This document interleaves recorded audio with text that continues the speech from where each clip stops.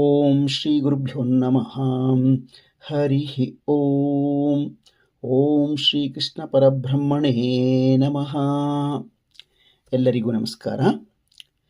ನಾನು ಇಲ್ಲಿಯವರೆಗೆ ಶ್ರೀಮದ್ ಭಗವದ್ಗೀತಾ ಇದರ 18 ಅಧ್ಯಾಯಗಳನ್ನು ನನ್ನ ಯೂಟ್ಯೂಬ್ ಚಾನಲ್ನಲ್ಲಿ ಪ್ರಚುರಪಡಿಸಿರುತ್ತೇನೆ. ಈಗ 13ರಿಂದ 18ನೇ ಅಧ್ಯಾಯಗಳು ಯಾವ ರೀತಿಯಲ್ಲಿ ಮಹತ್ವದ್ದಾಗಿರುತ್ತದೆ ಎನ್ನುವ ಬಗ್ಗೆ ತಿಳಿದುಕೊಳ್ಳೋಣ. ಈ 6 ಅಧ್ಯಾಯಗಳು ಆತ್ಮಜ್ಞಾನ, ದೈವಿ ಗುಣಗಳು, ಪರಮಾತ್ಮನ ಭಕ್ತಿ ಹಾಗೂ ಸಂಪೂರ್ಣ ಶರಣಾಗತಿಯ ಮೂಲಕ ಮೋಕ್ಷವನ್ನು ಸಾಧಿಸುವ ದಾರಿಯನ್ನು ತೋರಿಸುತ್ತವೆ.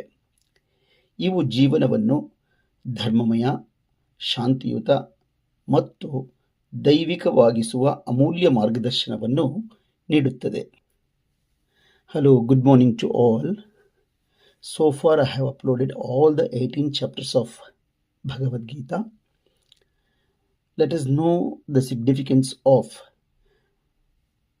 13th chapter to 18th chapters of Bhagavad Gita. Chapter 13, Kshetra Kshetragna Vibhaga Yoga, explains the difference between the body, Kshetra, and the self, Kshetragna, helping us realize our true divine nature. Chapter 14, Gunatraya Vibhaga Yoga, describes the 3 qualities of nature, Sattva, Rajas, and Tamas, and teaches how to rise above them. Chapter 15, Purushottama Yoga, reveals Lord Krishna as the Supreme Being, that is Purushottama, and explains the eternal relationship between the individual soul and God. Chapter 16, Daivasura Sampad Vibhaga Yoga, teaches the divine qualities to cultivate and the demonic qualities to avoid for a righteous and peaceful life. Chapter 17, Shraddhatraya Vibhaga Yoga, explains that faith is of 3 types according to one's nature, and emphasizes the purity in worship, food, charity, and austerity.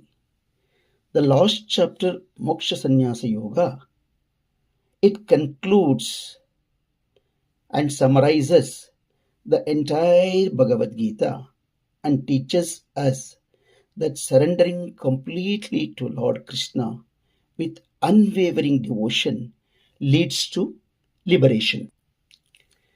The overall significance of the last 6 chapters inspire us to live with wisdom, purity, devotion, and selfless action. They lead us from self-knowledge to complete surrender to God, showing the path to eternal peace and liberation. See, in this way, we can surrender ourselves to God by doing our karma. Doing karma is our right, and the fruit is not our right. So all of us will chant here every day the Bhagavad Gita and pray for the liberation, that is moksha. Loka samastha sukhino bhavantu. Om Tat Sat.